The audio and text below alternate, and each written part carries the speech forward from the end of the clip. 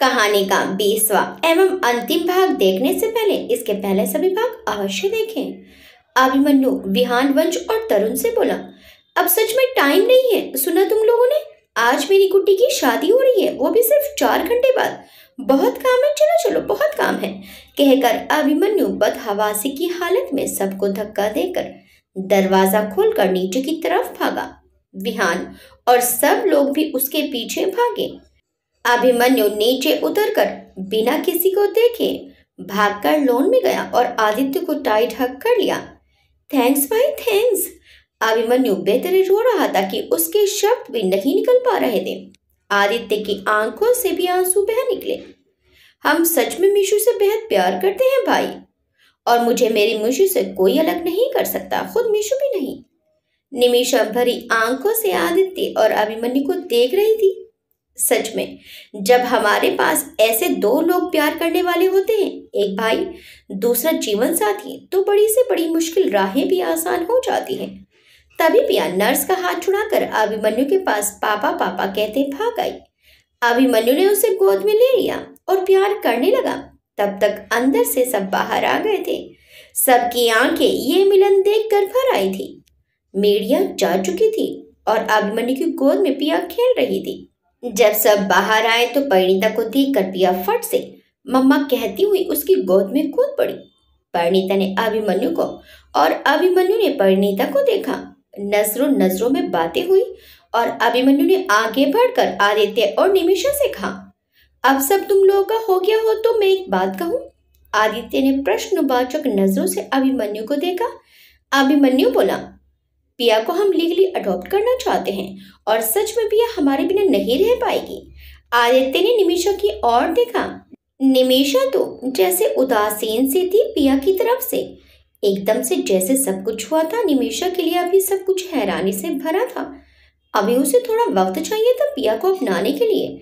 आदित्य बोला, भाई आपकी आज्ञा सिर माथे पर अभी फिलहाल जो सिचुएशन है उसमें आपको अपनी बहन की शादी की तैयारी करनी चाहिए और फिर पिया हम सबके बीच रहेगी।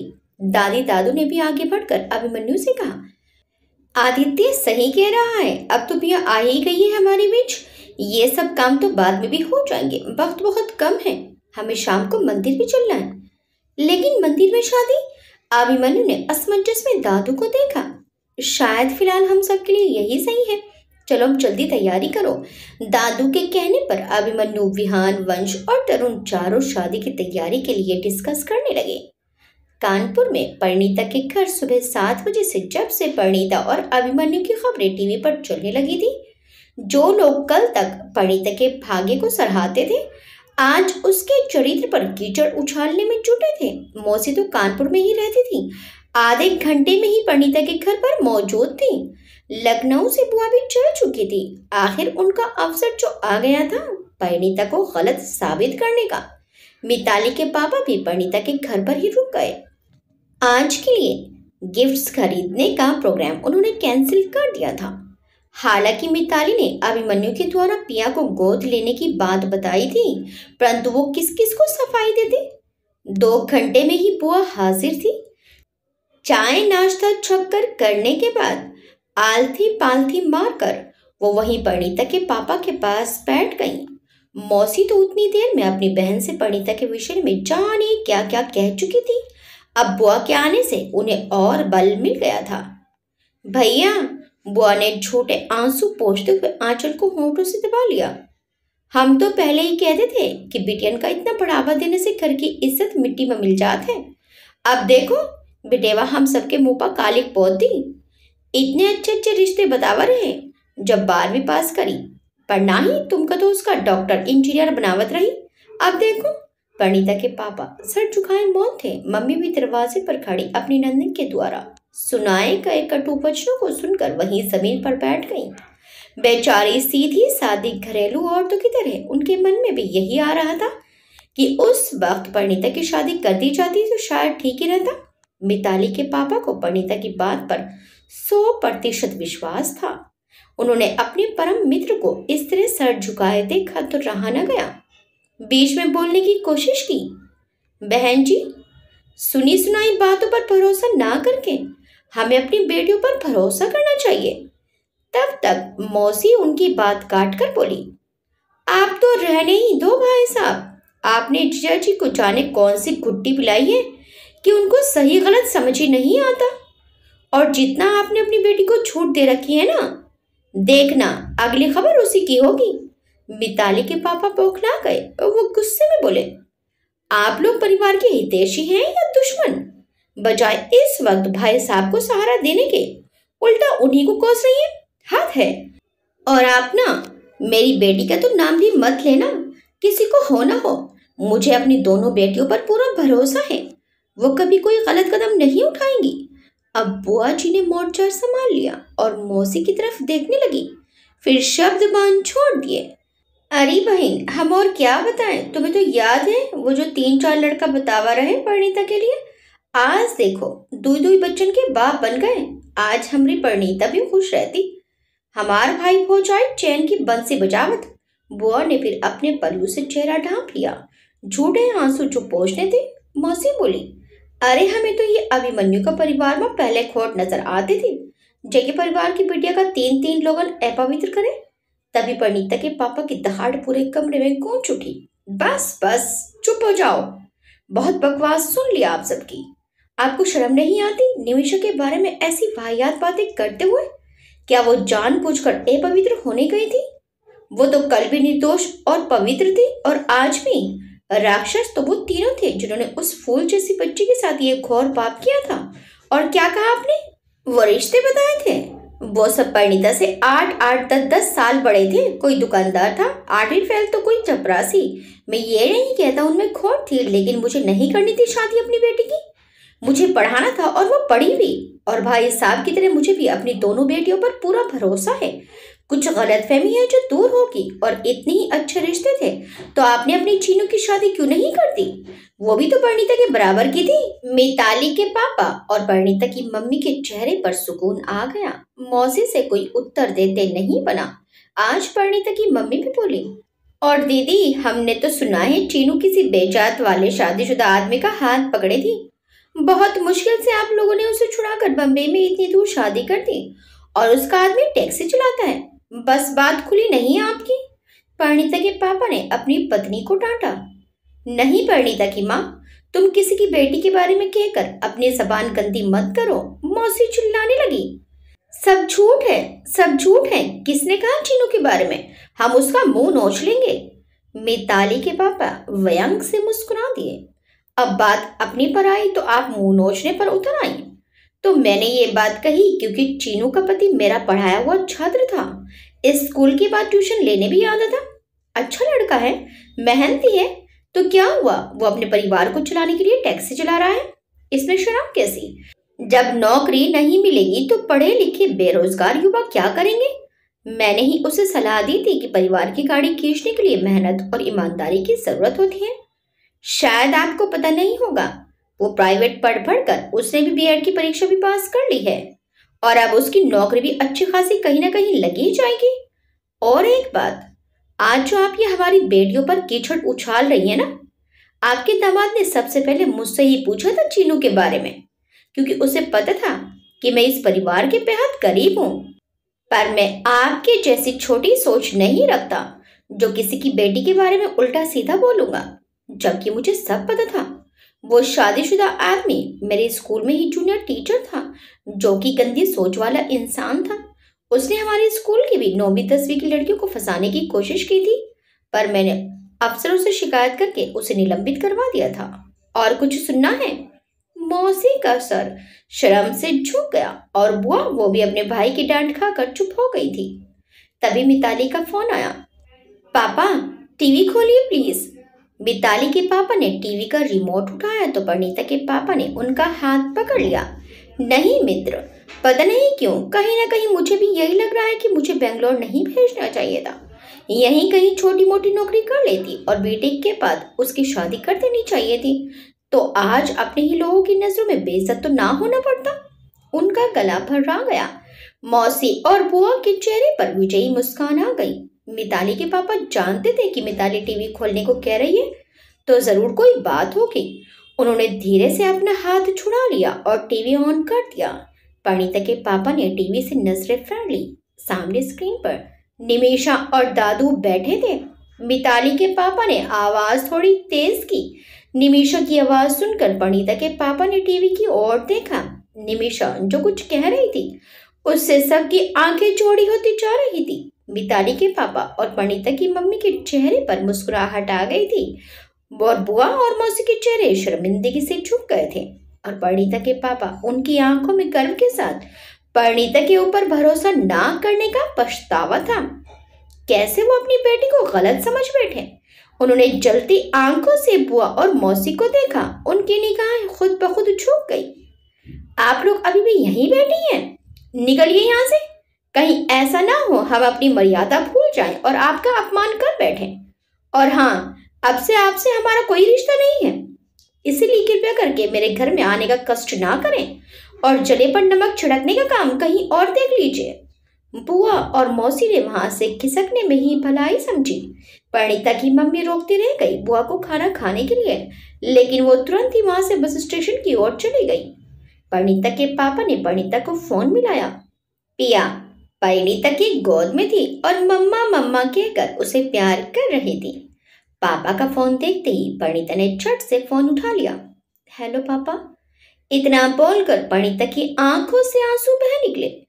उधर से पापा की सिर्फ हिचकियां सुनाई पड़ रही थी। बेटा मुझे माफ। बाकी के शब्द ही नहीं निकल पाए उनके मुंह से और हिचकियां शुरू हो गई। इधर परिणीता भी रोना शुरू कर चुकी थी।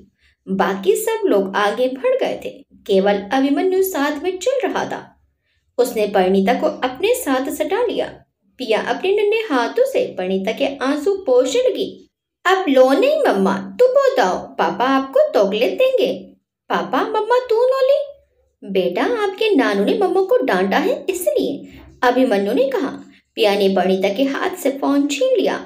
नानू आपने मेरी मम्मा को दुद्धा किया, तो लो तोली बोलो। बच्चे की प्यारी मीठी आवाज सुनते ही परिणीता के पापा चुप हो गए। सॉरी बच्चे। लो मम्मा, नानू ने तोली बोला। फोन परिणीता ने पकड़ लिया। पापा आप सॉरी मत बोलिए, कहीं ना कहीं दुख तो मैंने आपको दिया ही है, तो सॉरी तो मुझे बोलना चाहिए। परिणीता के पापा बोले। नहीं मेरे बच्चे, तुम तो मेरी बहुत बहादुर बच्ची हो जो अपने परिवार की इज्जत अपनी इज्जत समझती हो। तुम्हारे लिए मुझे बहुत गर्व महसूस हो रहा है कि मेरी छोटी सी बेटी इतनी समझदार हो गई है कि अपने पति और परिवार के लिए अपनी इज्जत दांव पर लगा दी। साथ ही अभिमन्यु और निमिषा की भी जितनी प्रशंसा की जाए कम है। इस कलयुग में भाई बहन का ऐसा प्यार मिसाल है। भाई ने बहन को अपने पीछे किया तो बहन खुद आगे आकर सच्चाई बता गई। धन्य है, हम बड़े खुश हैं, तुम्हें इतना अच्छा पति और परिवार दोनों ही मिला। अब जल्दी से आ जाओ, बस कुछ दिन ही बचे हैं। परिणीता बोली। हाँ पापा, परसों की टिकट हो गई है मेरी और मिताली की। अच्छा पापा फोन रखते हैं, निमिषा की शादी है, बहुत काम है। परिणीता के पापा बोले ठीक है बेटा, और उन्होंने फोन रख दिया। कॉल डिस्कनेक्ट होते ही पिया बोली, मम्मा ये नानू कौन है? अभिमन्यु ने प्यार से उसके गालों को छू लिया और बोला, ये आपकी मम्मा के पापा हैं। पिया ने अपनी बड़ी बड़ी मासूम आंखें फैलाकर अभिमन्यु की ओर देखा और बोली, ओ देते आप मेरे पापा हो? अभिमन्यु ने लपक कर उसे फिर से गोद में ले लिया और दोनों गाल पर किसी की। हाँ मेरे बच्चे हाँ। दूर गेट के पास खड़ी निमिषा और आदित्य ये दृश्य देखकर मुस्कुरा दिए। शाम 4 बजे बेंगलोर का प्रसिद्ध माता रानी का मंदिर के बड़े से प्रांगण में शादी से संबंधित सारी तैयारियां पूरी हो गई। पंडित जी अपने आसन पर विराजमान हो गए। उन्हें पहले ही शुद्ध देसी घी की मिठाई और मलाई वाली लस्सी खिलाई पिलाई जा चुकी थी। 3 घंटे में अभिमन्यु, विहान, तरुण, वंश इन चारों और इनके साथ जुड़कर 400 आदमियों ने शादी की ऐसी तैयारी कर दी थी जैसे महीने से काम चल रहा हो। मंदिर के बाहर ही खुले मैदान में शहर के नंबर 1 डेकोरेटर्स ने आनन फानन में राजमहल जैसा लुक देकर ताजे गुलाब, चमेली और गेंदे के फूलों से स्टेज और बाकी सब सजा दिया। वहीं नंबर 1 केटर्स ने अपनी सारी ब्रांचों से कारीगर बुलाकर देसी विदेशी व्यंजनों की तैयारी शुरू कर दी। निमिषा को तैयार करने का काम उसकी दोनों प्यारी भाभियों तथा तरुण और वंश की मंगेतरों ने संभाल लिया। शादी की तैयारियां तो थी ही, इसलिए कपड़ों और उनसे मैचिंग ज्वेलरी की कोई दिक्कत नहीं थी। विहान की मम्मी, दादी और निशा की माँ नौकरों के साथ मिलकर गिफ्ट का डिपार्टमेंट देखने लगी। उधर आदित्य की तरफ ज्यादा कुछ नहीं था करने को। निमिषा को दी जाने वाली ज्वेलरी और शगुन के कपड़े सब तैयार ही थे। शादी में तो लोकल ऐसा कोई था नहीं, क्योंकि आदित्य और उसकी मम्मी अभी तो बेंगलोर आए ही थे। आदित्य के ही डिपार्टमेंट के मोहन, विकास, उसके सीनियर और जूनियर ही मौजूद थे।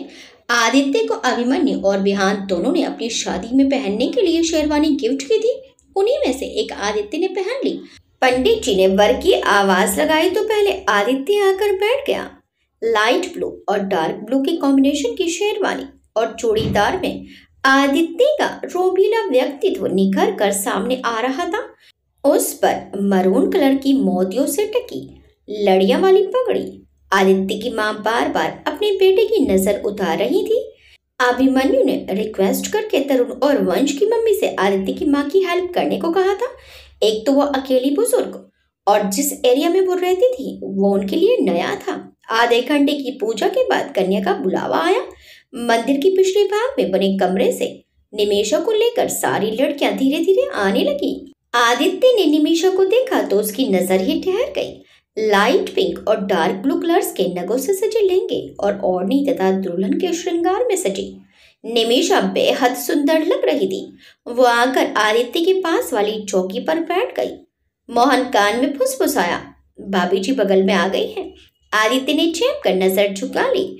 परिणीता ने हल्के प्याजी रंग की साड़ी तथा सिल्वर कलर का बैकलेस ब्लाउज पहना, साथ में डायमंड के बड़े बड़े झुमके, बालों का सुंदर सा जोड़ा बनाकर गुलाब की कलियों से उसे सजाया था। माथे पर डायमंड से चमकती बिंदी। परिणीता तो स्वाभाविक रूप से सुंदर थी।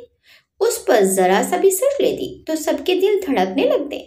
अभिमन्यु ने जैसे ही परिणीता को निमिषा के साथ आते देखा, नजर से नजर टकराई। अभिमन्यु ने एक फ्लाइंग किस उछाल दिया और बलैया ले ली। परिणीता ने शर्माकर उसे घूरा। परिणीता का हाथ पकड़े पिया भी बारबी डॉल वाली ड्रेस पहने आ रही थी। निमिषा ने उसे एक नजर देखा और मुंह घुमा लिया। आदित्य ने उसकी ये हरकत देख ली और अपने हाथों से निमिषा के हाथों को धीरे से दबा दिया, जैसे हौसला दे रहा हो। मिताली को साड़ी में बड़ा झंझट लगता था तो उसने अपने छोटे बालों के साथ हैवी शरारा सूट पहना था। बालों को एक साइड में करके सुंदर सी क्लिप लगाई थी।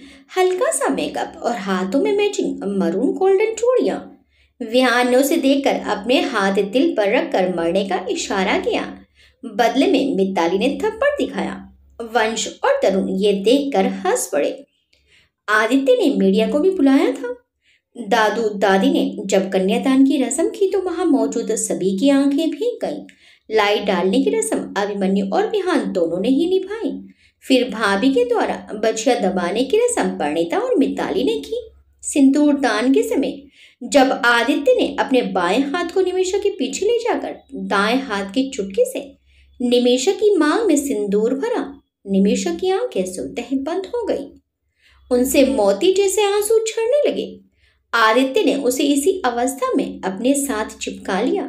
मंगलसूत्र पहनने और बड़ों का आशीर्वाद लेने के बाद आदित्य निमिषा का हाथ थामे मीडिया के सामने आया और बोला, आज से ये मेरी पत्नी मिसेस निमिषा आदित्य ठाकुर हैं और इनके परिवार के बारे में कुछ भी बोलने से पहले आप सबको सच्चाई का पता लगाना होगा। फिर कैमरे की तरफ मुंह करके बोला, और जो लोग बाहर बैठकर वार कर रहे हैं उन्हें भी बता दो कि अब से आपके सारे वार उल्टे आपको वापस आकर लगेंगे, इसलिए कुछ करना तो जरा सोच समझ कर करना। आप सब लोग भी खाना खाकर जाइएगा। इतना कहकर आदित्य ने हाथ जोड़ दिए।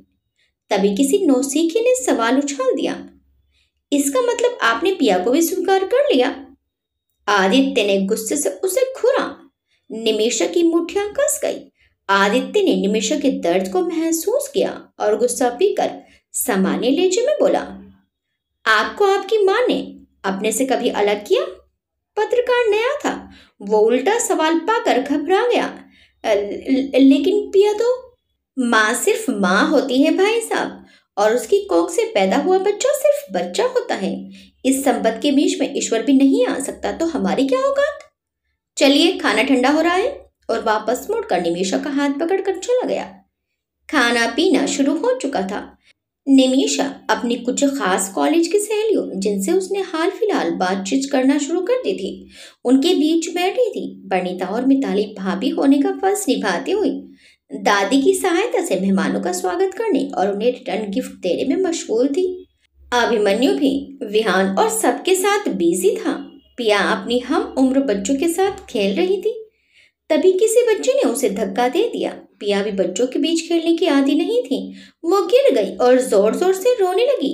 निमिषा की निगाह जाने क्यों बार बार पिया की तरफ ही उठ रही थी। पिया के गिरते ही उसने दौड़कर उसे उठा लिया। चुप हो जाओ। निमिषा को समझ नहीं आ रहा था कि उसे कैसे चुप कराएं। मम्मा मम्मा पापा पापा कहते पिया खुद को निमिषा से छुड़ाकर थोड़ी दूर खड़ी परिणीता से चिपक गई। परिणीता ने झट से उसे गोद में उठा लिया। उसके आंसू अपने हाथों से पोंछते हुए उसके दोनों गालों पर चूमा। क्या हुआ बच्चे? उतने मुझे दत्ता दिया, मेरी टुट्टू लदी। अपनी कोहनी दिखाते हुए फिर से एक बार रो पड़ी। अली अली मिले बच्चे, आओ फूक मार दो, मम्मा की फूक से टुट्टू ठीक हो जाती है। और परिणीता उसकी कोहनी में फूक मारने लगी। निमिषा वहीं खड़े इस पूरे सीन को देखकर रो पड़ी। सच में भाई बहुत किस्मत वाले हैं जो उन्हें तुम जैसा जीवन साथी मिला।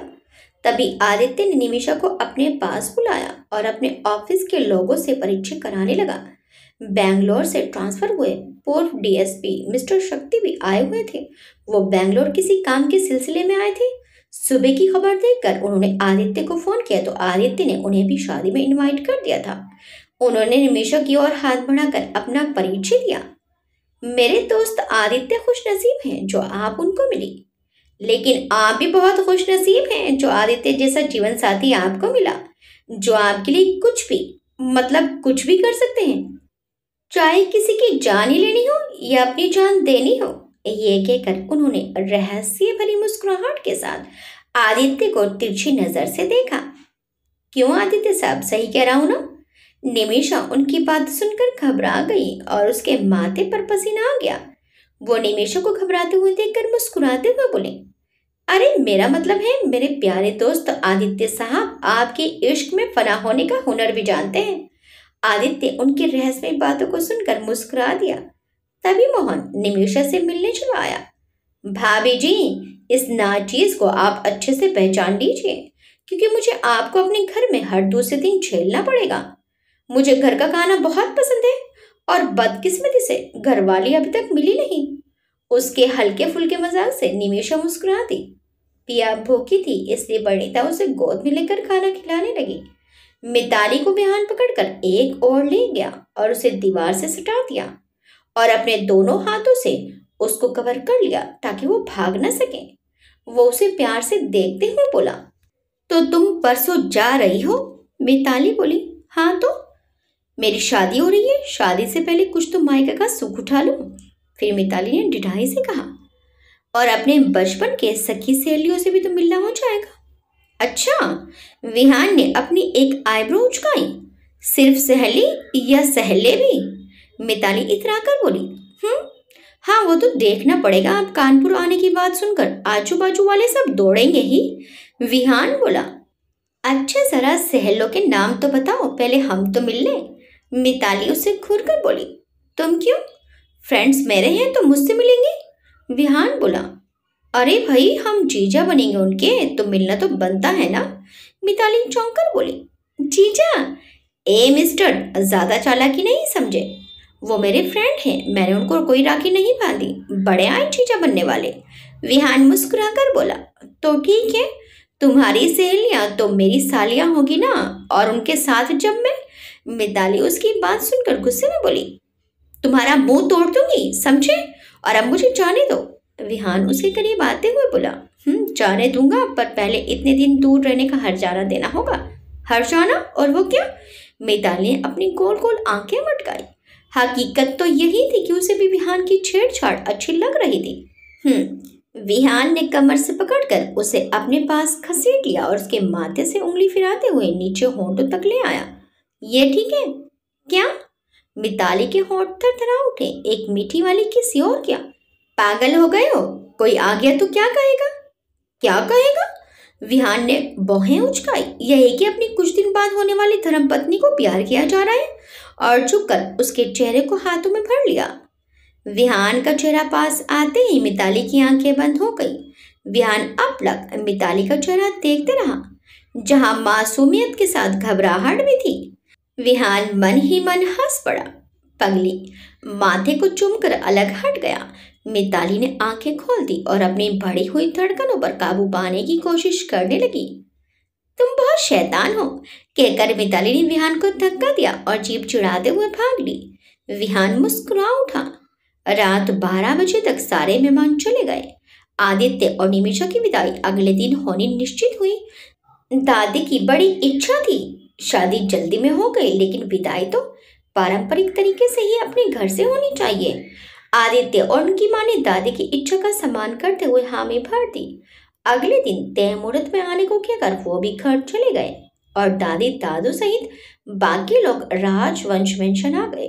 निमिषा की शादी करा के दादू और दादी को थोड़ी थकान हो गई थी। आज विदाई है। बेटियों की विदाई सुनते ही माहौल गमगीन हो जाता है। राजवंश मेंशन में भी कुछ ऐसा ही था। दादी निमिषा की विदाई में कोई कसर नहीं रखना चाहती थी। सुबह से ही उत्तर दक्षिण भारतीय पकवानों से सुंदर सुंदर थालियां सजाई जा रही थी। उसके साथ ही आदित्य के पूरे परिवार के लिए जितने भी थे और उसके दोस्तों के लिए जो उसकी तरफ से शामिल हुए थे, सबके लिए प्योर कांचीवरम सिल्क की साड़ी, प्लस जेंट्स के लिए सूट के कपड़े और सभी को चांदी की मछली। आदित्य की मां के लिए बहू के द्वारा पैर छुआई रस्म के लिए डायमंड के टॉप्स। विहान की मम्मी परिणीता, निशा की मां और मिताली सब मिलकर घर के अंदर का सब देख रही थी, तो दादू के साथ मिलकर अभिमन्यु और उसके जिगरी यार बाहर अपने घर के दामाद के प्रथम आगमन की तैयारी जोर शोर से करने में जुटे थे। सगाई के समय आदित्य के दधियाल से पहले भी कोई नहीं आया था, इसलिए इस बार आदित्य की मां ने उन्हें न्योता भी नहीं दिया। ननिहाल से मामा मामी मासी उनके बच्चे सुबह की फ्लाइट से ही आ गए थे। मोहन समेत कुछ आदित्य के पुराने दोस्त भी आने वाले थे। सबका इंतजाम लॉन में किया गया था। बड़ी चहल पहल हो रही थी। ऐसा लगता था जैसे राजवंश पेंशन में आज बारात आ रही है। पूरा राजवंश पेंशन दूधिया रोशनी में नहाया था। तय समय पर सारे मेहमान आ गए। आज आदित्य ब्लैक सूट, हल्की प्याजी शर्ट पहने था। बाल करीने से सेट किए थे और हल्की सी सेट की हुई थाड़ी में कुछ ज्यादा ही स्मार्ट लग रहा था। परंपरा के अनुसार दादू ने आदित्य और उसके साथ आए हुए लोगों का गेट पर ही स्वागत किया। दादी ने भी परिणीता और सबके साथ मिलकर आदित्य की मम्मी और अन्य महिलाओं का माला पहनाकर स्वागत किया। वैसे तो परंपरा के अनुसार भाई लोग दूल्हे को गोद में लेकर आते हैं, पर यहाँ आदित्य वैसे ही अभिमन्यु और विहान के अगल बगल चलने से नर्वस हुआ जा रहा था। गोद में आने से उसने साफ मना कर दिया। विहान ने धीरे से उससे कहा, मेरी बात याद है ना? अगर मेरी गुड्डी के जरा से भी तकलीफ का कांटा छुपा तो? अभिमन्यु ने बात पूरी की। आपकी पूरी की पूरी तलवार चुभेगी एसपी साहब, समझे? आदित्य के माथे पर पसीना आ गया। जिसके नाम से बड़े खूंखार अपराधी को भी पसीना आता था, उसे आज उसकी पत्नी के 2 भाई धमका रहे थे। समझ गया भाई, समझ गया। निमिषा कभी परेशान नहीं होगी मेरी वजह से, आप निश्चित रहिए। अभिमन्यु ने अपनी जेब से रुमाल निकालकर उसके माथे का पसीना पोंछा और मुस्कुरा दिया। Good bye. विहान और अभिमन्यु हंस पड़े। लॉन में ही बड़े बड़े गद्देदार सोफे डालकर बैठने का इंतजाम किया गया था। मेहमानों के आते ही घर में हलचल मच गई। वेटर अपनी अपनी डिश संभाले सफेद छक कपड़ों में इधर उधर घूमने लगे। घर के सदस्य एक दूसरे से मिलभेट करने लगे। दादी समेत घर की अन्य महिला सदस्य थाली में रोली टीका दही शक्कर लेकर आ गई। सबसे पहले दादी ने आदित्य का टीका करके दही शक्कर खिलाया और उसके गले में सोने की मोटी चैन पहना दी। फिर विहान की मम्मी ने डायमंड रिंग, उसके बाद तरुण वंश की मम्मी समेत अन्य महिलाओं ने भी मीठा दही खिलाकर गिफ्ट दिए। इधर निमिषा को परिणीता और मिताली तैयार कर रही थी। निमिषा को फिलहाल एक दिन के लिए ही जाना था, क्योंकि परिणीता मिताली कल शाम को कानपुर निकल रही थी और दादी अकेले क्या करती। विहान की मम्मी भी अपने घर में होने वाली शादी की तैयारी करती, इसलिए आदित्य कल ही निमिषा को वापस छोड़कर जाने वाला था। फिर भी निमिषा की आंखों से आंसू थम नहीं रहे थे। परिणीता और मिताली भी रोई जा रही थी। पिया, एक दिन में ही सबकी लाडली हो गई थी। उसको पालने वाली नर्स और उस लड़की दोनों को ही दादी दादू ने घर पर ही रोक लिया था। अभी पिया सोकर उठी तो मम्मा मम्मा की जिद लगा बैठी। उसे अंदर कमरे में भेज दिया गया। परिणीता ने उसे गोद में उठा लिया। अभी तक निमेशा ने उसे एक बार भी ना तो ढंग से देखा ही था और ना ही उसे गोदी में लिया था। पिया परिणीता को रोते देखकर बोली, मम्मा आप लो ले हो? नहीं बच्चे, मम्मा नहीं लोली। परिणीता ने भी उसी की भाषा में जवाब दिया। तो माची मम्मा लोली। एक दिन पहले ही मिताली और पिया का आपस में परिचय हो गया था। मिताली ने उसे गोद में ले लिया। नहीं बच्चे, माची मम्मा भी नहीं लोली। फिर पिया ने निमेशा की ओर देखा। निमेशा की आंखों से आंसू बह ही रहे थे। फिर वो निमेशा को देखकर बोली, तो फिर ये? उसे समझ नहीं आया कि वो निमेशा को क्या संबोधन दे। बुआ मम्मा। परिणीता एकदम से बोल पड़ी, ये आपकी बुआ मम्मा है। पिया अपनी बड़ी बड़ी आंखों से निमेशा को निहारते हुए बोली, अच्छा तो फिर ये तू लोली है? इस संबोधन पर और पिया के मासूम से सवाल पर निमेशा की निगाहें उसकी तरफ उठ गईं। जे तू लोली है? वो मिताली की गोदी से उतर गई और निमेशा, जो कि शीशे के सामने स्टूल पर बैठी थी, आकर उसके पास खड़ी हो गई और अपने नन्हे नन्हे हाथों से निमेशा के कानों पर बहते आंसुओं को पोंछने लगी। ना लो बुआ मम्मा, आप मेरा टेडी बियर ले लो। पापा जी आप बहुत सारे चॉकलेट ले लो, पर आप तो पो जाओ। अपनी बेटी के प्रथम स्पर्श को महसूस करके निमेशा के दिल में अजीब सी हलचल मची। उसने पिया को अपनी बाहों में भर लिया और सिसकने लगी। तभी बाहर से विहान की मम्मी निमेशा को बुलाने आ गई। घर के मंदिर में आदित्य और निमेशा को एक साथ पूजा करनी थी। फिर दोनों को एक ही थाली में भोजन करना था। निमेशा ने पिया को अलग किया और खुद आंसू पोंछ लिए। परिणीता और मिताली ने एक बार फिर से उसके कपड़े ठीक किए और उसे लेकर बाहर आ गई। मंदिर में आदित्य पहले ही पाटे पर जूते उतारे बैठा था। बगल में निमेशा का पाटा रखा था और उनकी फैमिली पंडित जी सामने चौकी पर विराजमान थे। पंडित जी ने आधे घंटे में घर के सारे देवी देवताओं तथा कुल देवता की पूजा करवाई। फिर दोनों को प्रसाद देकर आशीर्वाद दिया। उसके बाद सभी का आशीर्वाद लेने को बोला।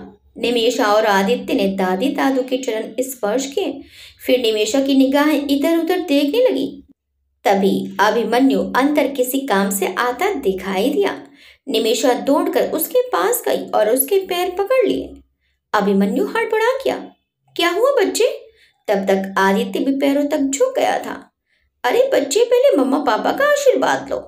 अभिमन्यु ने निमेशा को कंधे से पकड़कर उठाते हुए हॉल में लगी बड़ी सी मम्मी पापा और बुआ फूफी जी की तस्वीर की तरफ इशारा किया। निमेशा अभिमन्यु के गले से लिपट गई। मेरे मम्मी पापा तो आप ही हो, आप ही मेरे सब कुछ हो। अभिमन्यु समेत सबकी आंखें भीग गई। अभिमन्यु ने निमेशा और आदित्य दोनों को ही गले से लगा लिया। तुम दोनों हमेशा खुश रहो और एक दूसरे के प्रति स्पर्धी नहीं, हर हाल में एक दूसरे के सहयोगी बनो, यही मेरा आशीर्वाद है। फिर वो दोनों को लेकर मम्मी पापा की तस्वीर के आगे खड़ा हो गया। देखो मम्मी पापा, आज हमारी छोटी सी कुट्टी कितनी बड़ी हो गई है कि शादी करके विदाई हो रही है। आप भी खुशी खुशी इनको आशीर्वाद देना और मुझे भी, ताकि आगे भी मैं अपनी जिम्मेदारी निभाने से कभी पीछे ना रहूं। अचानक ही वहां 2 सेकंड के लिए चंदन की खुशबू सबको महसूस हुई और अभिमन्यु को लगा कि मम्मी पापा की तस्वीर कुछ ज्यादा ही मुस्कुरा रही है। इसके साथ ही अभिमन्यु की आंखों से 2 बूंद आंसू टपक पड़े। फिर बुआ और फूफा जी की तस्वीर के आगे खड़े होकर उनका आशीर्वाद लिया। डाइनिंग टेबल पर आदित्य और निमेशा बैठ चुके थे। आज निमेशा ने मोरपंखी रंग की प्योर सिल्क की साड़ी और हल्का सा सोने का सेट पहना था। हाथों में लाल कांच की चूड़ियों के साथ अभिमन्यु की मां के सोने के कंगन, माथे पर लाल छोटी सी बिंदी और मांग में ताजा भरा लाल सिंदूर, गले में पहना मंगलसूत्र। निमेशा की कल हुई अचानक शादी से चेहरा तो चमक रहा था, लेकिन उन बड़ी बड़ी गहरी आंखों में नए दाम्पत्य जीवन के प्रति उदासीनता थी। डाइनिंग टेबल पर बड़े से चांदी के थाल में जमाई बाबू के लिए पहले भोजन में 11 तरह के भोजन थे। परंपरा के अनुसार पहले निमेशा ने आदित्य को अपने हाथ से मीठा खिलाया। रिवाज यही था कि हाथ से ही खिलाना था। निमेषा की कोमल उंगलियों का स्पर्श अपने होठों पर पाकर आदित्य के चेहरे पर एक स्नेह प्रेम भरी मुस्कान फैल गई। वहीं जब आदित्य की उंगली को स्पर्श निमेषा ने अपने होठों पर महसूस किया, उसके अंदर बह मिश्रित सिहरन दौड़ गई। खैर, यह सब होते होते 1 घंटा बीत गया। पिया भी पहली बार इतनी चहल पहल देखकर पूरे घर में उछल कूद मचा रही थी। एक बार तो बीच में आदित्य और निमेषा के साथ ही खाने की जिद करने लगी। आदित्य ने अपने चम्मच से ही उसे थोड़ा सा खिला दिया। निमेषा ने ये देखकर नजरें झुका ली। अब विदाई का समय हो गया था। ये लो भाई, बस यही बाकी था। आदित्य के जूते गायब थे।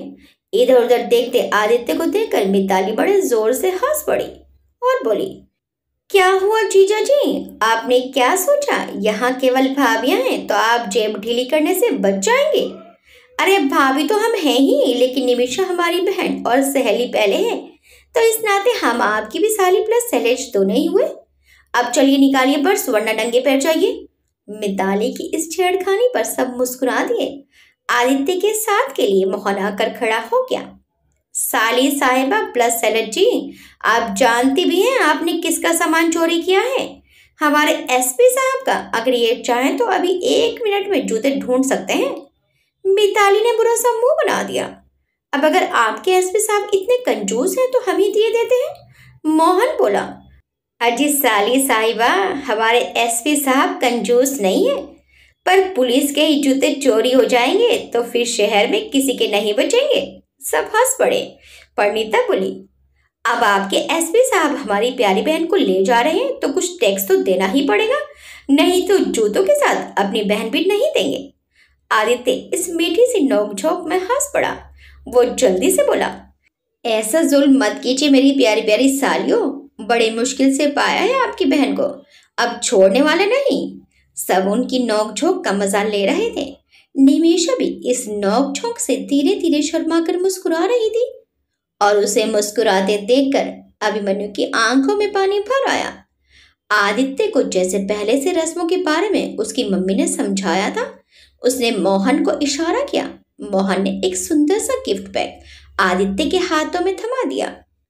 आदित्य ने हंसते हुए मिताली और परिणीता दोनों की तरफ देखा। ये लीजिए साली प्लस सलज साहिबा, अब हम पुलिस वाले लेना ही नहीं देना भी जानते हैं। ये लीजिए अपनी रिश्वत और मेरा सामान वापस कीजिए। गिफ्ट हाथों में आते ही मिताली ने निशा को इशारा किया। निशा दौड़कर अंदर से जूते ले आई। क्या मिला क्या मिला? सबकी आंखें उत्सुकता से देख रही थी। मिताली ने मुस्कुराकर पैकेट खोला। उसमें मिताली और परिणीता दोनों के लिए सुंदर सी पतली पतली 2 चैन थी, जिसमें उन्हीं के नाम के पहले अक्षर के छोटे से लोकेट भी पड़े थे। अब अपनी ईमानदारी की कमाई से हम इतना ही ला पाए आप दोनों के लिए। परिणीता और मिताली दोनों ने अगल बगल से आकर आदित्य को हक कर लिया। बहुत सुंदर है, थैंक यू। इसके साथ ही दादी ने भगवान के सामने निमेषा को कौंचा डाला और निमेषा सबसे गले मिलकर फिर से रोते हुए आगे बढ़ने लगी।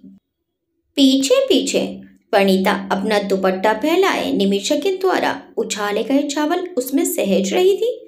दरवाजे के बाहर अभिमन्यु और विहान ने उसे पास में रखी फूलों से सजी डोली में बिठाया। निमेषा ने भरी आंखों से अभिमन्यु की ओर देखा। आखिर आपकी ही प्रतिज्ञा पूरी हुई भाई, मुझे पहले डोली में बिठाने की।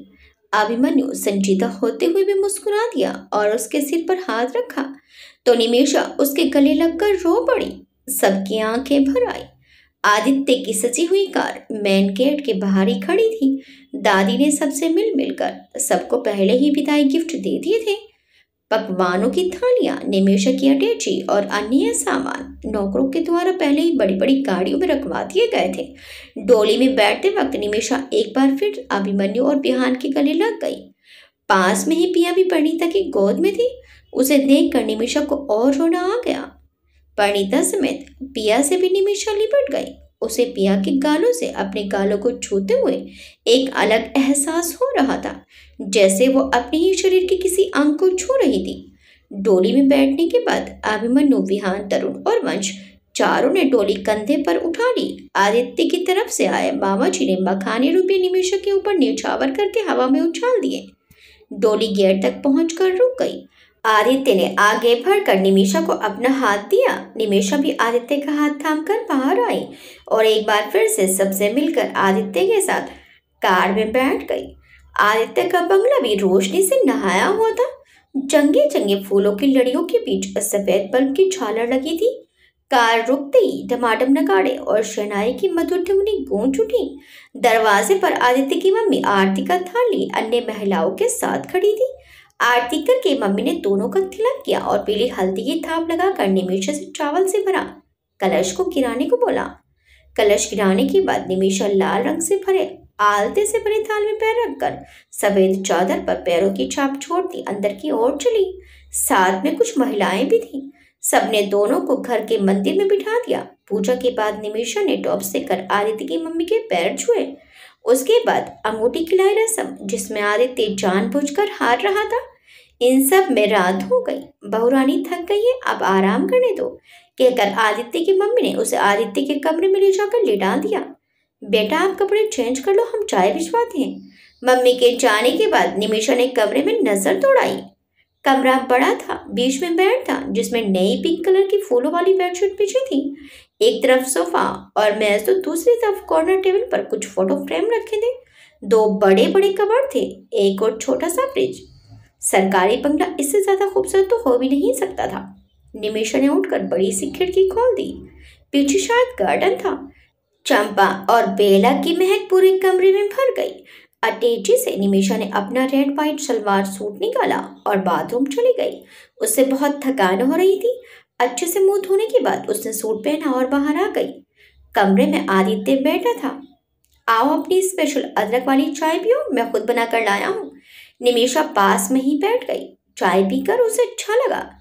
तुम आराम करो, मैं भी चेंज करके खाना यहीं ले आऊंगा, निमिषा बोली। लेकिन बाहर सब मेहमान हैं, हम भी बाहर ही चलते हैं, आदित्य बोला। नहीं यार, मुझको पता है तुम थक गई हो, निमिषा बोली। लेकिन आंटी, सॉरी, मम्मी गुस्सा तो नहीं करेंगी? आदित्य हंस पड़ा। उसने निमिषा की नाक पकड़कर हिला दी। वो तुम्हें बचपन से जानती है, जब तुम उनकी ड्रेसिंग टेबल का सारा सामान इधर उधर फैला देती थी और उल्टा सीधा मेकअप करती थी। हाँ, अगर तुम बहू बनकर दिखाओगी तो वो सास बनकर जरूर गुस्सा करेंगी, समझी? निमिषा मुस्कुराकर रह गई। थोड़ी देर में आदित्य बिखर का कुर्ता पायजामा पहनकर कमरे में ही डिनर ले आया। तब तक निमिषा पूरे कमरे का निरीक्षण कर चुकी थी। कॉर्नर टेबल पर रखे अधिकांश फोटो में उसकी ही फोटो थी, कहीं पर आदित्य के साथ भी थी। निमिषा की आंखें पनीली हो गई। मुझे पता है आदित्य, तुम मुझे बहुत चाहते हो, पर मैं भी क्या करूं? चाहती हूं तुमसे प्यार करना और तुम्हारा प्यार पाना, पर हाँ, एक वादा जरूर करूंगी, अपनी वजह से कोई दुख आपके पास नहीं आने दूंगी। तभी आदित्य खाना ले आया। निमिषा बैठकर खाना खाने लगी। बर्तन समेटते समय आदित्य बोला, मैं थोड़ा टहल कर आऊंगा, तुम बेड पर सो जाना, मैं सोफे पर सो जाऊंगा। आदित्य के जाते ही निमिषा बेड पर लेट गई। थकान के बावजूद उसे नींद नहीं आ रही थी। वो अपने मन में बोली, सॉरी आदित्य, हम जानते हैं कि आप भी थके होने के बाद भी हमें कंफर्टेबल फील कराने के लिए टहलने का बहाना बनाकर बाहर चले गए हैं। दोस्त हैं आप हमारे, भला आपकी तकलीफ हम नहीं समझेंगे तो कौन समझेगा? हम बात करेंगे आपसे। पति पत्नी का रिश्ता निभाने के लिए हमें थोड़ा वक्त चाहिए आदित्य। यही सब सोचते हुए निमिषा की पलकें भारी होने लगी और फिर वो गहरी नींद में चली गई। रात 12 बजे आदित्य बाहर से टहलकर कमरे में आया। कमरे में तेज रोशनी थी। निमिषा पलंग पर बेसुध सो रही थी। उसके घने काले बाल तकिए के चारों तरफ फैले थे। कुछ उसने सूट भी नहीं उतारा था। एक हाथ सर के नीचे और दूसरा सीने पर, जिससे नींद में ही बार बार अपने बालों को चेहरे से हटा रही थी और उससे उसकी गोरी कलाइयों में बड़ी लाल चूड़ियां खनक उठी थी। आदित्य बेड के पास खड़ा देर तक निमिषा के मासूम चेहरे को निहारता रहा। उसका मन किया छुपकर निमिषा के गुलाबी होठों को चूम ले, लेकिन किया नहीं। उसने कोमलता से उसके बालों को कान के पीछे किया, सर के नीचे वाला हाथ हटाकर पिलो सही की और माथे को आहिस्ता से चूमकर अलग हटने ही वाला था कि निमिषा ने उसकी ओर करवट ले ली और आदित्य का हाथ निमिषा के सर के नीचे आ गया। निमिषा कहीं जाग न जाए। आदित्य उसी पोजीशन में उसके पास अधलेटा सा बैठ गया। निमिषा उसके हाथों का स्पर्श पाकर नींद में सुकूनियत से मुस्कुरा उठी और आदित्य उसे मुस्कुराते देखकर खुद मुस्कुरा दिया। अगले दिन बेंगलोर मिताली और परिणीता के घर। कल निमेशा की विदाई के बाद परिणीता और मिताली भी अपने फ्लैट पर आ गई थी। आज उन्हें भी कानपुर निकलना था और सारा सामान यहीं पर था। अभिमन्यु परिणीता को और विहान मिताली को छोड़ने आया था। आखिर उनकी जान कुछ दिन के लिए अलग जो हो रही थी। अभिमन्यु खामोश था। परिणीता बार बार उसका मुंह देखे जा रही थी। फिर कुछ सोचकर उसने अभिमन्यु को कंधे से उसकी बाहें से लिपट कर सिर टिका दिया। अभिमन्यु ने उसे देखा और एक हाथ बढ़ाकर अपने से उसे और सटा लिया। जान, कुछ तो बोलो, तुम्हारी खामोशी से डर लग रहा है। परिणीता अभिमन्यु के गंभीर चेहरे को देख रही थी। जानती थी जिस तरह से पिया की सच्चाई सबके सामने आई, जिस तरह से निमिषा की शादी हुई, अभिमन्यु बेहद दुखी था। हम टिकट आगे करवा दें? परिणीता अभिमन्यु को ऐसे हाल में छोड़कर बिल्कुल भी जाना नहीं चाहती थी। नहीं, अभिमन्यु का गंभीर स्वर उभरा। तुम्हारे मम्मी पापा तुम्हारी राह देख रहे हैं और उन्होंने कल सुबह से लेकर दोपहर तक बहुत मानसिक कष्ट झेला है।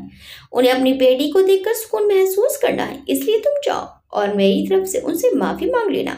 हमारी वजह से उनकी बेटी को पहले शारीरिक और अब मानसिक कष्ट उठाना पड़ा, लेकिन अब नहीं, अब वो वजह ही खत्म कर दूंगा। अभिमन्यु की आंखें लाल हो गई और गुस्से से दांत पीस लिए। काश उस वक्त ही, उन तीनों सांपों के फन कुचलने के वक्त ही उस जड़ को भी खत्म कर देना चाहिए था। बुढ़े के ऊपर दया आ गई और अब देखो उसने डस ही लिया। परिणीता कुछ समझी नहीं। वो चौंक कर सीधे हो गई। क्या क्या कह रहे हो? वो तीनों तो भाग गए थे और बहुत बाद में उनके कपड़े जंगल में मिले थे। तब ये समझा गया था कि भागते वक्त जानवरों ने खा डाला होगा। क्या तुमने उन लोगों को? परिणीता डर कर सिहर गई और अभिमन्यु का चेहरा देखने लगी। अभिमन्यु ने एक जगह शमशान देखकर कार रोक दी।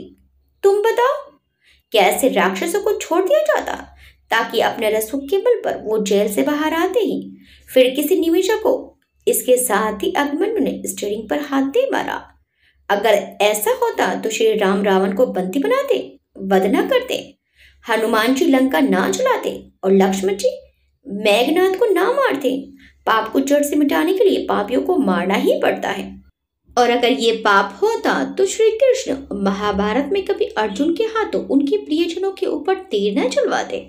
अभिमन्यु अपनी में ही कहे जा रहा था और परिणीता पल पल उसके चेहरे पर कभी गुस्से तो कभी दुख के बादल आते जाते देख रही थी। आखिर उसने अभिमन्यु को अपनी तरफ खींच लिया और उसके सिर को अपने कंधे से चिपका कर उसके बालों को हौले हौले सहलाने लगी। शांत हो जाओ जान, अब सब ठीक है और आगे भी ठीक ही रहेगा। हम दोनों मिलकर सब ठीक रखेंगे और तुम्हें माफी मांगने की कोई जरूरत नहीं। अभिमन्यु परिणीता के गले में मुंह छुपाकर रो पड़ा। I am sorry. परिणीता भी खामोशी से उसके बालों को सहलाती रही। दिल हल्का हो जाने के बाद अभिमन्यु ने कार आगे बढ़ा दी। शादी के 2 दिन पहले कानपुर से मिताली और परिणीता के घर परिवार वाले सब राजस्थान के लिए निकल गए थे। बेंगलोर से भी अभिमन्यु, विहान, तरुण, आदित्य और वंश अपने खास परिवार वालों के साथ राजस्थान आ गए थे। बाकी मेहमान कल शामिल होने वाले थे। होटल पहले ही बुक था, उसी में सबको ठहराया गया था। अभिमन्यु की हवेली भी होटल से थोड़ी दूर ही थी। आज दोनों परिणीता और मिताली की हल्दी, मेहंदी और संगीत था। चूंकि दोनों ही परिवार पुश्तैनी कानपुर के ही थे और दोनों में मेलजोल भी काफी था, इसलिए सारे रिश्तेदारों को कोई भी असुविधा नहीं हुई। परिणीता के पापा ने बड़ी मासी और छोटी लखनऊ वाली बुआ के परिवार को न्योता भेजने से साफ इनकार कर दिया। दोनों ही लड़कियां जब चौकी पर पीले लहंगे और पीले ही फूलों से श्रृंगार की हुई हल्दी की रस्म के लिए बैठी, उसी के साथ अभिमन्यु और विहान भी पीले कुर्ते में आमने सामने कुछ दूरी पर सजी हुई चौकियों पर बैठ गए। तो दोनों तरफ के लोगों ने उन दोनों को भी हल्दी चढ़ाई, फिर मेहंदी, फिर लास्ट में डिनर के साथ संगीत का कार्यक्रम तय था। अभिमन्यु की परिणीता से तो विहान की मिताली से आंखें टकराई तो दोनों मुस्कुरा दिए। अभी दोनों जोड़े एक दूसरे से मिल नहीं पाए थे क्योंकि ये लोग तो सुबह ही सीधे हवेली में ही आए थे। निमेशा और दादी विहान की मम्मी जरूर इन लोगों से मिलने आ गई थी। और पिया, वो तो मम्मा मम्मा कहती परिणीता की गोद में ही चढ़ गई। इन थोड़े दिनों में पिया से निमेशा की दोस्ती हो गई थी। वो निमेशा को बुआ मम्मा कहती।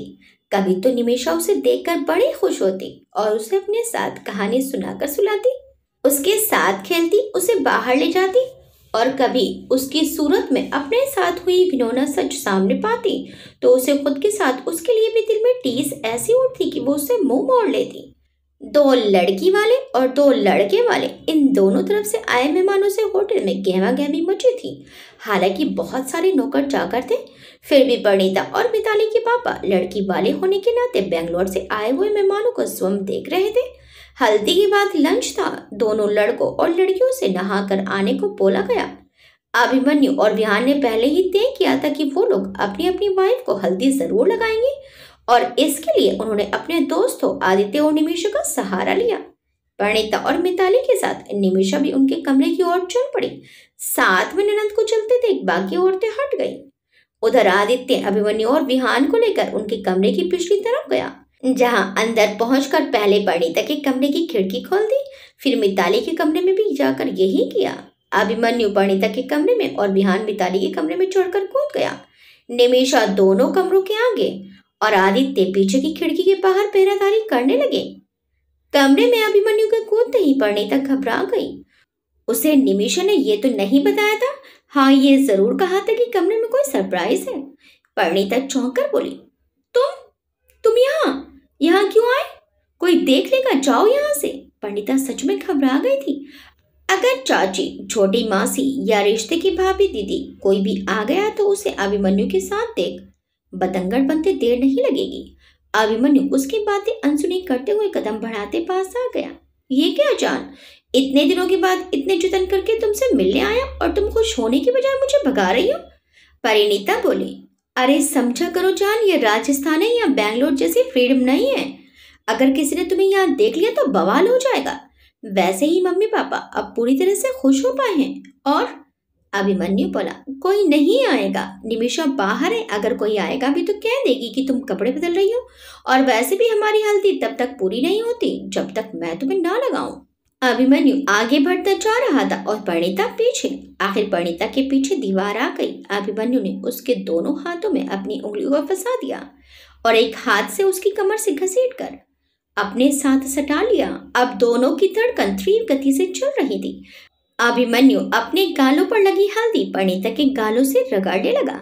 अभिमन्यु की सांस परिणीता के चेहरे गर्दन पर महसूस हो रही थी और इसी के साथ परिणीता अभिमन्यु के आगोश में समा रही थी। उसकी आंखें बंद हो गई। उसने भी अभिमन्यु के गालों को चूमा और अपनी बाहें उसकी पीठ पर कस दी। कुछ देर दोनों यूं ही एक दूसरे की धड़कन महसूस करते रहे। तभी निमिषा की आवाज आई, कपड़े बदल चुकी भाभी, मैं अंदर आ जाऊं? आवाज आते ही अभिमन्यु इशारा समझ गया। वो फौरन परिणीता के अधरों को चूमकर खिड़की से भाग गया और परिणीता ने बाथरूम में भागकर दरवाजा अंदर से बंद कर लिया। निमिषा ने परिणीता की चाची से कहा, देखिए आंटी, शायद भाभी अभी नहा रही हैं, मैं चलती हूँ, आप उन्हें लेकर लंच के लिए आ जाइएगा। यही हाल मिताली के कमरे का था। दोनों ही एक दूसरे को हल्दी आपस में लगा रहे थे और लिपटे हुए कभी गालों को तो कभी गर्दन को, कभी होठों को चूमे जा रहे थे। लेकिन निमिषा की आवाज से विहान भी खिड़की से कूद गया और मिताली बाथरूम में भाग गई। वेडिंग प्लानर ने इतने सुनियोजित तरीके से प्लानिंग की थी कि किसी को थकान भी नहीं हुई और सब अच्छे से निपट गया। अंशु भाग भाग कर अपनी जिम्मेदारी समझते हुए दोनों बहनों की सहेलियों और मेहमानों की देखरेख में जुटा था। तभी उसके फोन में बीप हुई। नोटिफिकेशन देखने के लिए उसने फोन निकाला तो ब्रेकिंग न्यूज थी। कनाडा में बैठे नयन परम के पापा को कार्डियक अरेस्ट आया था और वो पिज्जा खाने के बाद आइसक्रीम को मुंह में रखकर उसे खा भी नहीं पाए थे और लुढ़क गए थे। पता चला उनकी बेटी out of city office meeting में थी और उसने बीच में ही उनके लिए पिज्जा और आइसक्रीम ऑर्डर किया था क्योंकि आज उनका बर्थडे था। वो भागा भागा परिणीता के पास गया क्योंकि अब वो इतना छोटा भी नहीं था कि कुछ दिन पहले इस आदमी ने उसकी बहन को बदनाम करने के लिए इतनी घिनौनी साजिश रची थी, समझ ना सके। दीदी दीदी देखो देखो, उस दुष्ट का अंत हो गया। परिणीता अपने सुख की मेहंदी छुड़ा रही थी। क्या हुआ? कौन दुष्ट? किसका अंत? और तू इतना गुस्से में काहे है? कहकर परिणीता ने उसका फोन पकड़ लिया। न्यूज देखकर उसने ठंडी सांस ली और मुस्कुरा दी। आखिर आपने जुड़वी काटी डाली और प्रत्यक्ष में अंशु के गालों में हाथ फिराया और बोली, हर दुष्ट का एक ना एक दिन अंत होना तय है भाई, तुम इतना गुस्सा मत कर। अंशु बोला, मेरे सामने होता ना दीदी तो अपने हाथों से मार डालता उसे। परिणीता गहरी मुस्कान के साथ बोली, कोई नहीं, किसी न किसी ने तो मारा ही है ना। अब चाहे वो इंसान है या भगवान, अब जाओ काम देखो, वरना पापा चाचा दोनों ही की डांट पड़ेगी। तभी पापा की सच में आवाज आ गई और वो हंसते हुए भाग निकला। उधर अभिमन्यु और विहान भी नहाने चले गए। लंच के बाद सब थोड़ी देर रेस्ट करने चले गए। शाम को मेहंदी प्लस संगीत था। 6 बजे से फिर सब महफिल जुटने लगी। बीच में थोड़ा सा डिस्टेंस रखकर दोनों तरफ के लोगों के फंक्शन की व्यवस्था थी। खाना पीना सब कॉमन प्लेस पर था। संगीत के लिए बेहतरीन ऑर्केस्ट्रा वाले मौजूद थे। पिया भी ग्रीन लहंगा और छोटी सी चोली पहने कभी परिणीता के पास तो कभी अभिमन्यु के पास भाग रही थी। परिणीता के मम्मी पापा और अंशु के अलावा सबकी नजर पिया पर थी। कोई उसे दया तो कोई घृणा से देख रहा था। संगीत में अभिमन्यु और उसके दोस्तों आदित्य, निमिषा, इन सब की धमाकेदार परफॉर्मेंस हुई तो भला लड़की वाले कैसे पीछे रहते। अंशु, उसके दोस्त, परिणीता, मिताली की सहेलियां, रिश्ते में लगते दीदी, जीजा और भैया भाभी ने भी अपना जलवा दिखाने में कोई कसर नहीं छोड़ी। आज की रात तरुण और वंश ने बैचलर पार्टी का इंतजाम किया था। और भी कुछ दोस्त रात में आ गए थे। परिणीता और मिताली को जब पता चला तो उन्होंने भी निमिषा के साथ गर्ल्स पार्टी डिसाइड कर ली। रात सबकी डिनर के बाद जब बड़े लोग सोने के लिए और औरतें परपंच में लग गई, सबका विषय एक ही था, निमिषा और पिया। अगले दिन दोनों जोड़े विवाह के पवित्र बंधन में बंध गए। सब कुछ अच्छे से हो गया था। सब बहुत खुश थे। तीसरे दिन बेंगलोर में फूलों से सजे कमरे में परिणीता ने प्रवेश किया। वंश और तरुण ने मिलकर विहान और अभिमन्यु की फर्स्ट नाइट को स्पेशल बनाने में कोई कसर नहीं छोड़ी थी। निमिषा की बनारस वाली भाभी ने परिणीता को पलंग पर बिठा दिया और हंसते हुए बाहर चली गई। थोड़ी ही देर में अभिमन्यु ने कमरे में आकर दरवाजा बंद कर लिया और परिणीता के पास आकर बैठ गया। परिणीता हल्का सा घूंघट निकाले बैठी थी।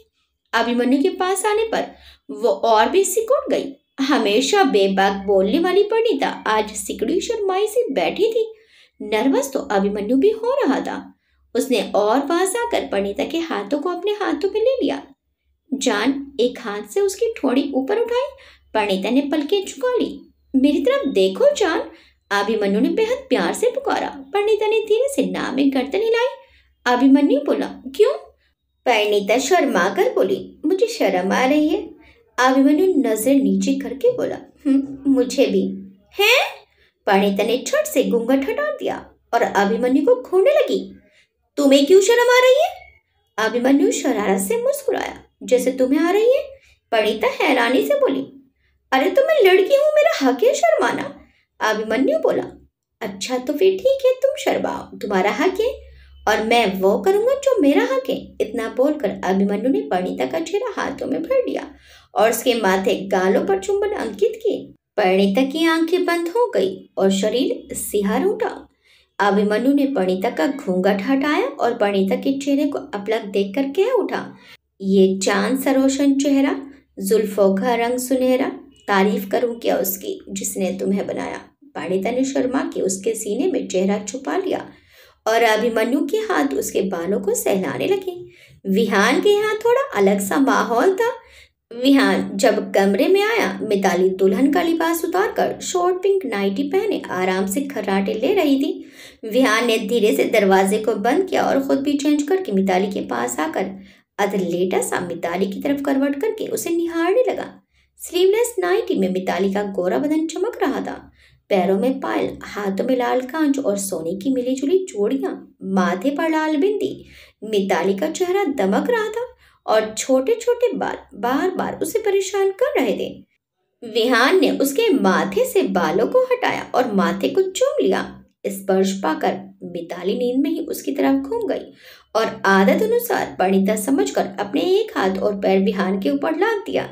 मिताली को इतने करीब देखकर विहान का दिल उसे प्यार करने के लिए बेकाबू हो जा रहा था, लेकिन फिर उसने ठंडी सांस ली और अपना भी एक हाथ उसके ऊपर रखकर लेट गया और थोड़ी देर बाद खुद भी नींद की आगोश में चला गया। महीने भर बाद तीनों लड़कियां ऑफिस के लिए तैयार हो रही थी।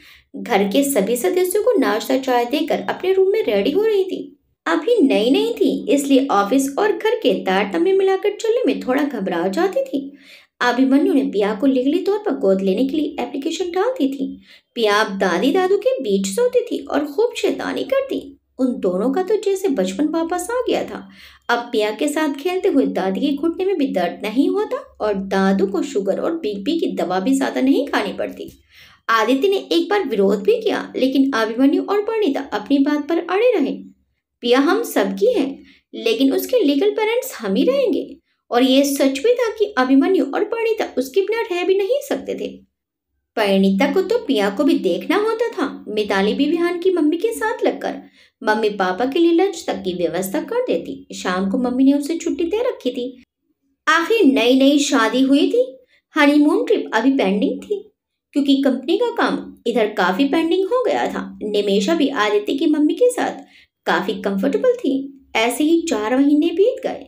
एक दिन शाम को हमेशा की तरह जब आदित्य निमेशा को लेने आया तो वो थकी थकी सी लग रही थी। आदित्य ने उसके गालों को छुआ तो उसे फीवर लगा। वो तुरंत ही वहीं से उसे डॉक्टर के पास ले गया। डॉक्टर ने वायरल बताया और टेस्ट करने की और अच्छे से खाने की सलाह दी। आदित्य ने घर जाकर मम्मी को बताया और खुद निमिषा की सेवा में लग गया। सारी रात आदित्य निमिषा का हाथ पकड़े बैठा रहा। अभी तक भी आदित्य रोजाना रात को निमिषा को सोने को कहकर टहलने के बहाने बाहर चला जाता था। जब वो सो जाती तब आता।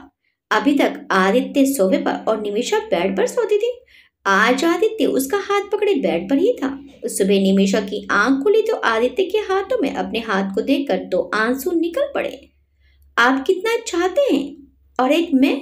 निमिषा ने आदित्य की ओर करवट ले ली और उसके साथ सट गई। उसके हाथों को चूम लिया और उसकी गोद में सर रख दिया।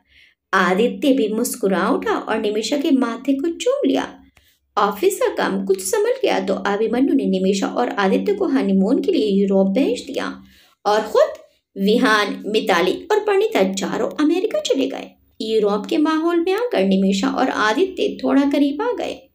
वहां आदित्य को उसका पुराना फ्रेंड मिल गया और उसने उन दोनों को डिनर पर इनवाइट किया। उसकी वाइफ ने जबरदस्ती निमिषा को भी वाइन पिला दी। दोनों वापस होटल आए तो हल्के नशे में थे और हल्के नशे में ही दोनों के बीच की सारी दूरियां खत्म हो गई।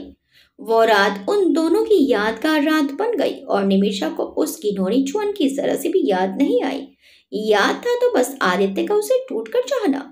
आदित्य ने निमिषा को अपने प्यार के सागर में इस कदर डुबो दिया कि निमिषा अपने अतीत से बाहर आ गई। अब उसे सिर्फ और सिर्फ आदित्य का प्यार याद था। अब वो भी आदित्य से टूटकर मोहब्बत करने लगी। उसके रोम रोम पर अब आदित्य के प्यार की मोहर लग चुकी थी। दोनों खुशी खुशी वापस आ गए। जिस दिन निमिषा ने अपने माँ बनने की खबर सुनाई, उस दिन अभिमन्यु इतना खुश था जैसे उसे जमाने भर की खुशियां मिल गई। बच्चों की तरह पूरे घर में हंगामा मचा दिया और फिर बच्चों की तरह फूट फूट कर रो पड़ा। उसे रोते देखकर सब रोने लगे। अपनी बहन के जीवन में खुशियां देखकर अब उसके दिल को सुकून मिला था। 9 महीने बाद निमिषा ने एक प्यारे से बेटे को जन्म दिया। उस बच्चे की पैदाइश पर दादू दादी और अभिमन्यु ने दिल खोलकर दान दिया। अभिमन्यु ने जैसे अपने जीवन में सब पा लिया था। अभिमन्यु और परिणीता ने तो पिया को ही अपनी औलाद मानकर बच्चे ना करने का फैसला लिया, पर दादी नहीं मानी। उनका कहना था कि अभिमन्यु की भी अपनी औलाद होनी चाहिए। फिर भगवान ने दादी की ऐसी सुनी कि 1 साल बाद परिणीता और मिताली दोनों ने ही एक एक प्यारे बेटे को जन्म दिया। वंश और तरुण की शादी भी अभिमन्यु और विहान की शादी के कुछ महीने बाद हो गई थी। उनके यहाँ भी एक एक बेटे हो गए थे। अब सबके यहाँ बेटे थे और बस एक हमारी प्यारी सी पिया ही बेटी थी। 5 भाई पिया से राखी बंधवाते और पिया उन सबको नखरे दिखाती। इकलौती होने की वजह से पिया सबकी लाडली बन चुकी थी। अंशु का मेडिकल में सिलेक्शन हो गया और मोहन भी अब एक IPS ऑफिसर बन गए थे। दादी और दादू आज अपने हरे भरे परिवार को देखकर बहुत खुश थे और हर समय भगवान का शुक्र अदा करते। और इस तरह इतनी कठिनाई और परेशानी से निकलकर सब खुशहाल जीवन जीने लगे। आपको ये कहानी कैसे लगी हमें कमेंट्स करके जरूर बताइएगा। वीडियो अच्छी लगी तो वीडियो को लाइक, शेयर, सब्सक्राइब करना मत भूलिएगा। मिलते हैं एक नई प्यारी सी कहानी के साथ। Till then bye bye.